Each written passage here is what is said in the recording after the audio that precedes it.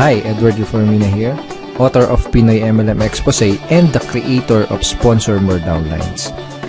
In this 3-part video training, ituturo ko sa iyo yung mga secret sponsoring strategies na nadiskubre at natutunan ko na tumutulong sa akin para makapag-sponsor ng 10 up to 23 direct downlines every single month. Ang goal ko sa video na to ay ma-share sa iyo yung mga strategies na natutunan ko and hopefully ma-apply mo din tong mga strategies na to sa business na ginagawa mo ngayon para makuha mo yung resulta na gusto mo. Ginagawa ko to dahil alam ko na madaming Pinoy networkers ang nagsistruggle o nahihirapan sa kanilang network marketing business. So sa ganitong paraan, I hope makatulong kahit paano. Ang una natin pag-usapan ay yung mga common problems na na-experience at nararanasan ng mga Pinoy networkers sa kanilang network marketing business. Una sa mga problem na yon ay yung puros hindi qualified ang mga na-invite na prospect, kaya puros rejections din ang napapala nila. So karamihan ng mga na-invite nila is mga negative, mga skeptical, kung hindi negative at skeptical, mga walang pera. So ito yung ilan sa mga reason kung bakit puros rejections yung napapala nila doon sa mga ini-invite nila. Pangalawang problem is, madami na silang na-invite, pero nahihirapan at wala pa din silang mapajoin. So, na-invite na nila lahat ng mga kakilala, kaibigan at kamag-anak nila, pero nahihirapan silang i-convert yung mga prospects na yun into downlines. Pangatlong problem is, nauubusan sila ng panggalaw. So, yun nga, dahil nga ang dami na nilang na-invite, tapos puros rejection, hirap sila magpasali. Anong nangyayari? Mas malaki pa yung ginagastos nila kaysa dun sa kinikita nila. At kadalasan, nagkakanda utang-utang pa imbis na kumita. So, ito yung mga ilan sa mga common problems na na-experience sa mga network marketers. Actually, ito din yung mga naging problema ko nung nagsisimula pa lang ako sa network marketing business ko. So, halos araw-araw akong pupunta sa office namin para mag-invite ng mga kakilala at kaibigan ko. And ginawa ko lahat ng mga sinabi at tinuro sa akin ng upline ko. Nag-invite ako ng kung sino-sino, namigay ako ng flyers sa kalsada, sa mga malls, na musakal, nag-house party, nagbahay-bahay, etc. etc. Pero yun nga, puros rejections yung napala ko. At yung puros rejections yung natanggap ko sa mga prospect ko kahit ang dami ko nang in-invite. Karamihan doon sa mga na-invite ko, puros negative, mga skeptical. Yung iba sinabihan ako na scam daw yung ginagawa ko. Yung iba sinabi, balikan ko na lang daw sila kapag may resulta na ako. Yung iba naman, sinabi na yung mga nauna lang kumikita dyan, kung ano-ano pa. Sa madaling salita, puros mga hindi qualified na prospects yung mga na-invite ko. So, yun nangyari sa akin. After 4 months, isa lang yung napasali ko. Actually, itong isang napasali ko na to parang naawa lang siya sa akin kasi nga wala akong mapajoin. Parang napilitan lang siya na mag-join sa akin. And dahil nga ganun, hindi ako kumikita sa business ko. Puros failures and rejection. Nagkanda utang-utang ako kasi dahil syempre kailangan ng panggalaw. Okay? So, nagkanda utang-utang. And then, ang laki ng pera din na nalugi sa akin. So, umabot ng mga nasa 80,000 mahigit or more. Hindi ko na alam. Pero syempre, hindi ako basta-basta sumuko. Ang ginawa ko, naghanap ng mga solusyon doon sa mga problema ko na yon. Okay? And thank God, nakahanap naman ako ng solusyon. At pagkatapos kong mahanap yung mga solusyon na yun, pagkatapos kong makadiskubre ng mga solusyon doon sa problema ko sa business ko, ito yung ilan sa mga nangyari sa akin. I sponsored 63 direct downlines in 4 short months.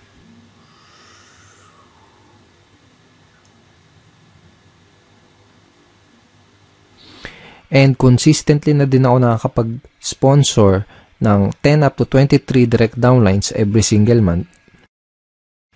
Tapos mas mabilis ko na-build yung business ko at nagsimula ako mag-duplicate dun sa mga kagrupo ko. Okay? So, yung mga solutions na natutunan ko, yung mga solution na na-discover ko, yun yung mga pag-uusapan natin sa 3-part video training na to. Yung mga solusyon na yun yung mga matututunan mo sa video training series na to.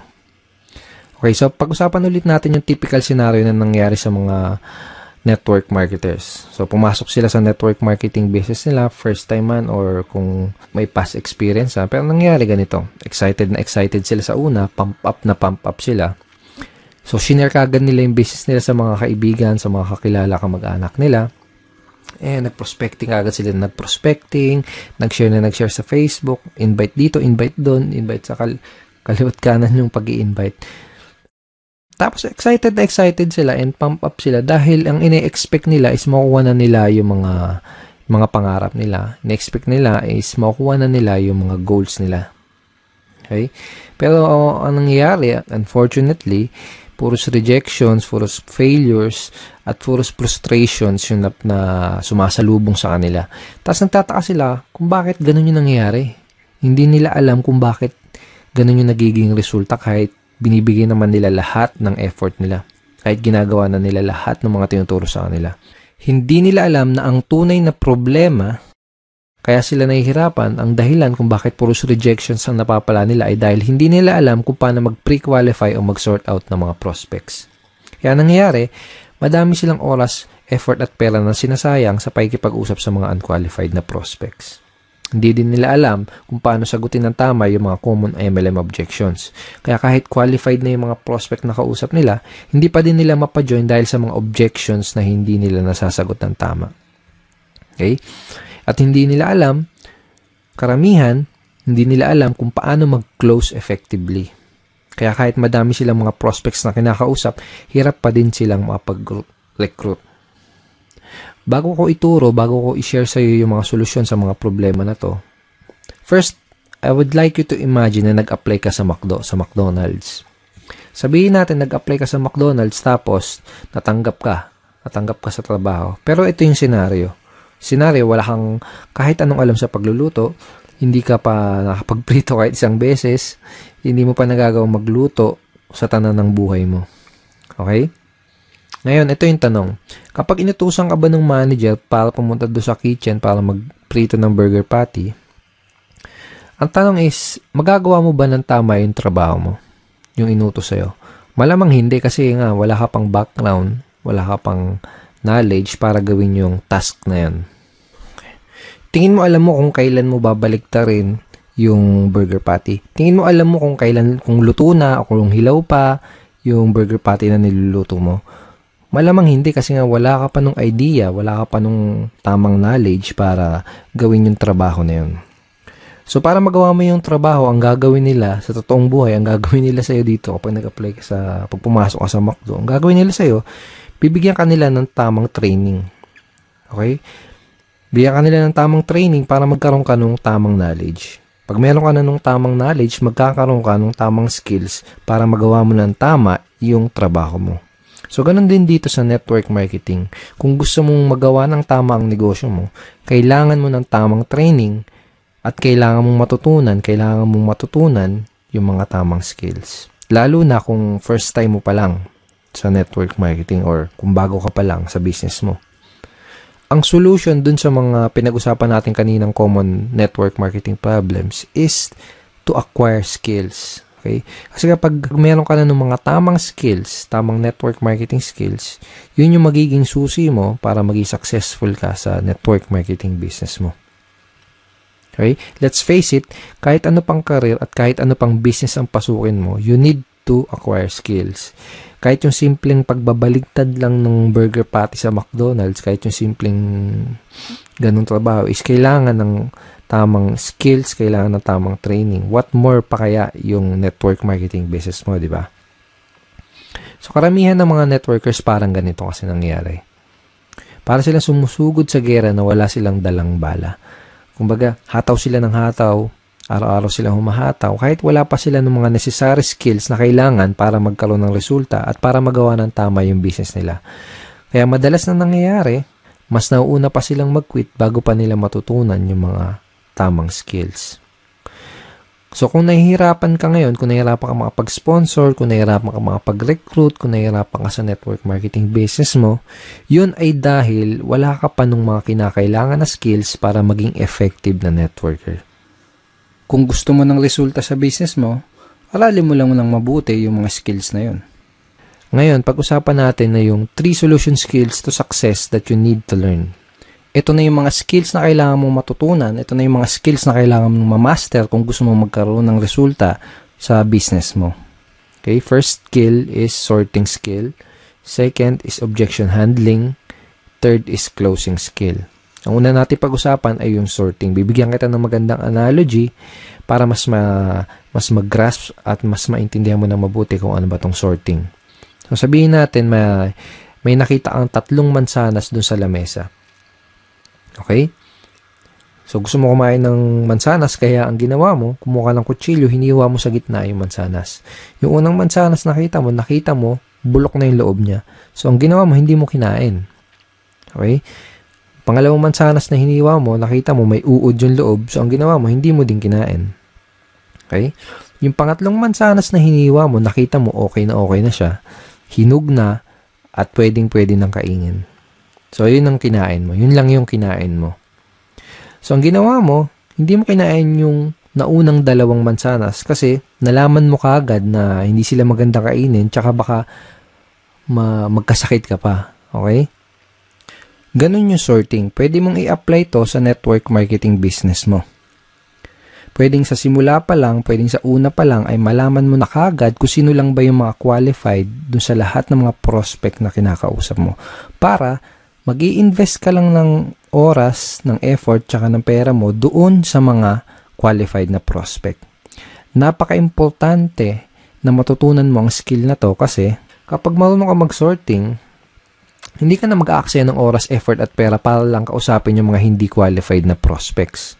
Okay? Pag marunong ka mag-sorting, mas makakapag-save ka ng valuable time mo dahil ang mga kakausapin mo lang ay yung mga taong gustong makinig ng business presentation mo at ng mga sasabihin mo.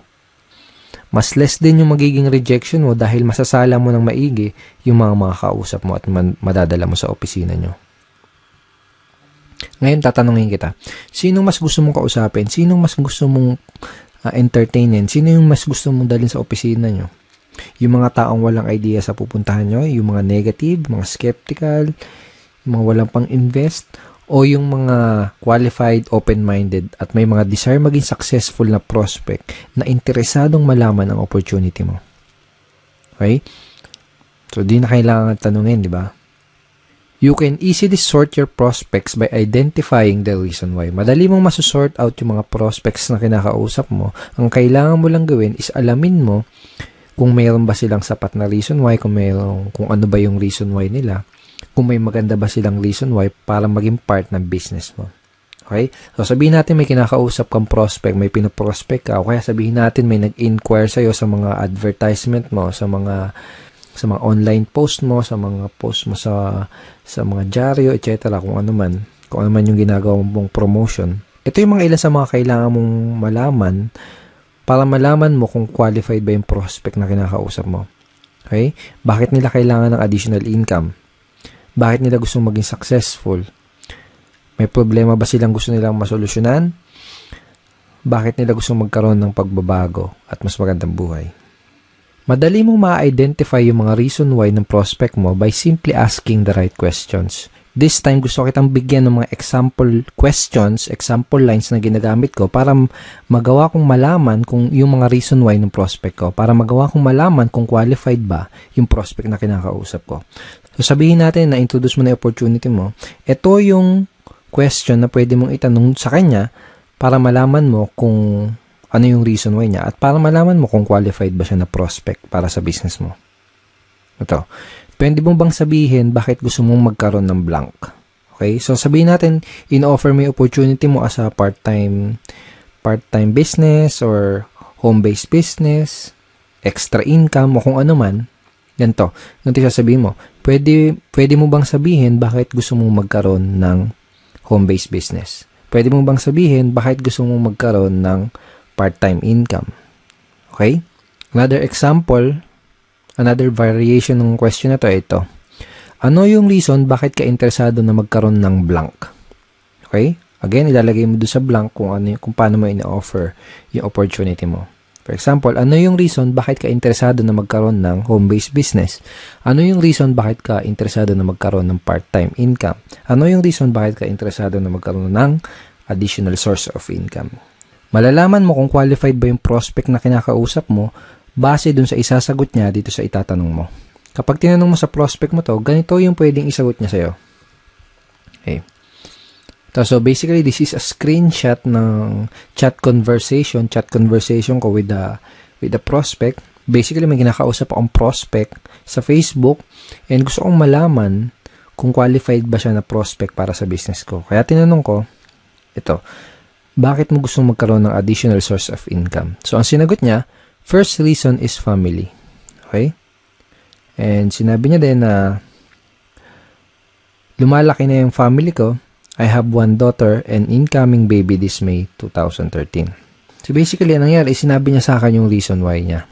Kung bakit niya gusto magkaroon ng additional source of income. Nalaman ko na qualified siya na prospect dahil meron siyang sapat at magandang reason why para gawin yung negosyo.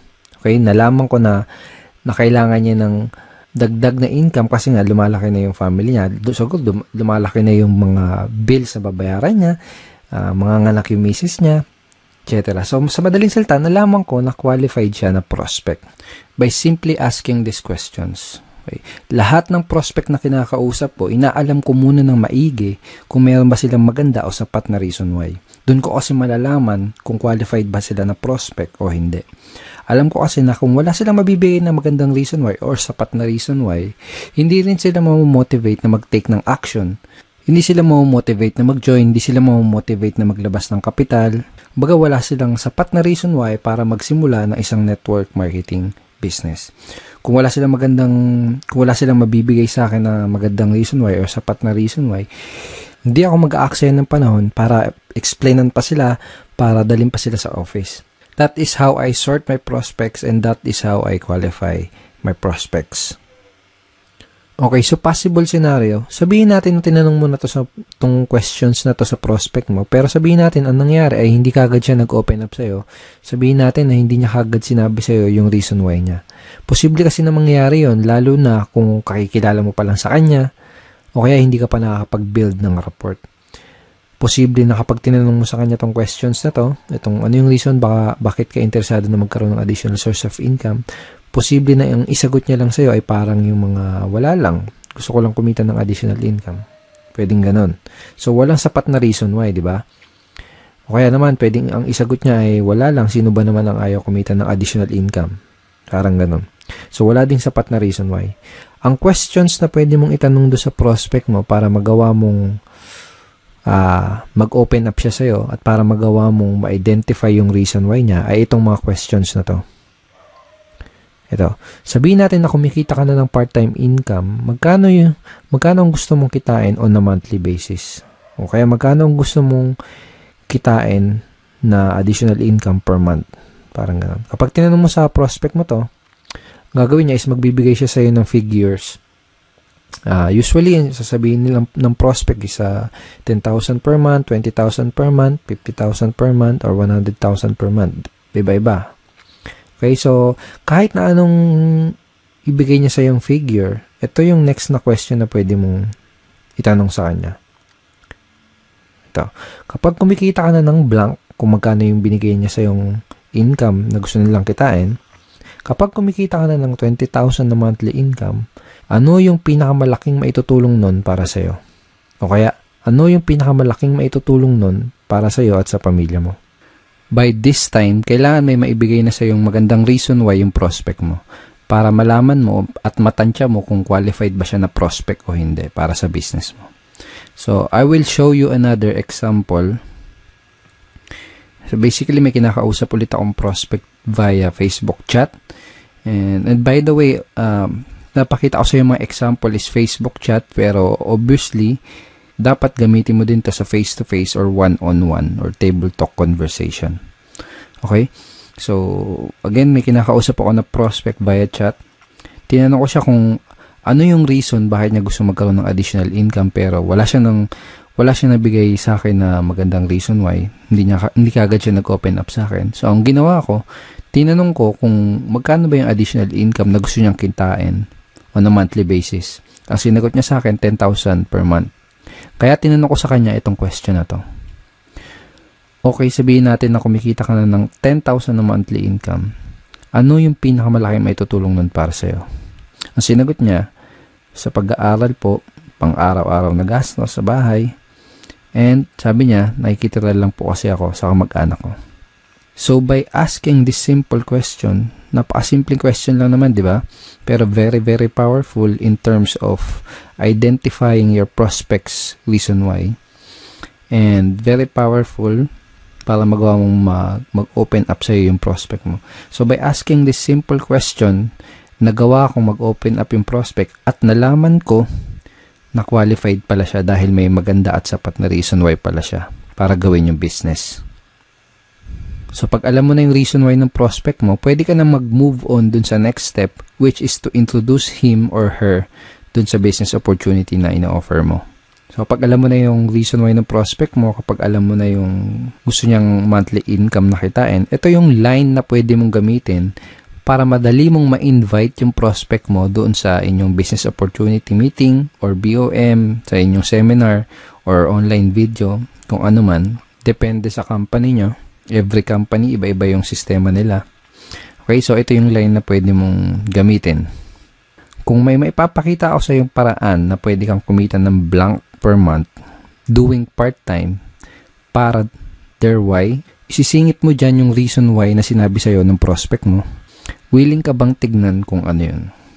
So, for example, kung may mapapakita ako sa yung paraan na pwede kang kumita ng 20,000 per month na income doing part-time para magawa mong matulungan yung asawa mo sa mga gastusin nyo or para magawa mong mabayaran lahat ng mga pagkakautang nyo or para makatulong ka sa mga magulang mo, willing ka bang tignan kung ano yun? Kapag tinanong mo sa prospect mo tong question na to, ano sa tingin mo yung isasagot niya sa'yo? Tingin mo sasagutin ka niya ng hindi ako willing tignan yan. Wala akong time. Ganun ba yung sasagot niya? Most likely, ang sasagot niya sa'yo is positive answer. Ang pwedeng isagot sa'yo ng prospect mo ay tulad ng, sige, willing akong tignan kung ano yan. O kaya, mukhang okay yan Ano ba yan? Sige, willing akong tignan kung ano yan. Para mga ganun. So, this is a very effective line na pwede mong gamitin para madali mong ma-invite yung prospect mo dun sa opportunity meeting nyo. Napaka-effective nitong line na to dahil ginamit mo yung reason why ng prospect mo dun sa invitation mo. Ngayon, pag-usapan natin kung ano yung mga pwede mong gawin para mapakinabangan mo na maigi yung mga tinuro ko sa'yo dito sa video na to. Okay? So, ito yung mga kailangan mong gawin. Una, write this example sorting questions that I gave you. So, mamaya balikan mo tong video na to, i-play mo ulit, tapos isulat mo sa papel o kaya i-type mo sa cellphone mo or sa iPad mo yung mga example questions na binigay ko sa'yo. Okay? Second, read this line ng paulit-ulit and try to internalize them. Okay? So, wag mo kabisaduhin. Okay? Mas maganda kung ma-internalize mo siya. Mas maganda kung mas maintindihan mo kung ano yung reason bakit mo siya tinatanong. Basta, tandaan mo, yung mga example questions na binigay ko sa'yo, ang goal mo, kaya mo gagamitin yung mga example questions na yun, ay para ma-qualify mo yung prospect mo at para malaman mo yung reason why nila. Okay? Pangatlo, start asking these sorting questions to your prospect. So, kung may kakausapin ka na prospect mamaya, bukas o sa isang araw, start using these questions. Simulan mong gamitin at itanong yung mga question na yun sa mga prospect na makakausap mo para magawa mong masort yung mga kinakausap mo na prospect at para malaman mo kaagad kung qualified ba sila o hindi sa business mo. Pag ginawa mo yun, mas makakapag-save ka ng time, ng effort, tsaka ng pera mo. Okay? So, thank you so much for watching this video. I hope madami ka natutunan din sa training video number 1. In training video number 2, pag-uusapan natin na yung some of the biggest misconceptions ng mga networkers. Ito yung mga maling akala ng mga networkers na pumipigil sa kanila para magkaroon ng resulta. Pag-uusapan din natin sa training video number 2 kung paano mo sasagutin yung mga common MLM objections. Bibigyan din kita ng free PDF script na magagamit mo sa pagsagot nitong 3 objections na to. So, don't forget to check your email for training video number 2. Ipapadala ko sa iyo yung link ng video number 2 sa isang araw. Hindi bukas, sa isang araw. Okay, sa baba ng video na to, may makikita kang like and share button. Huwag mong kalilimutan na i-click yung like and huwag mo din kalilimutan na i-share tong video na to. And pwede ka rin mag-comment sa baba. Kung may gusto kong itanong, pwede mo rin i-type yon sa comment box below. And I will try my best na sagutin yung question mo. Again, thank you so much for watching this video and see you in video number 2.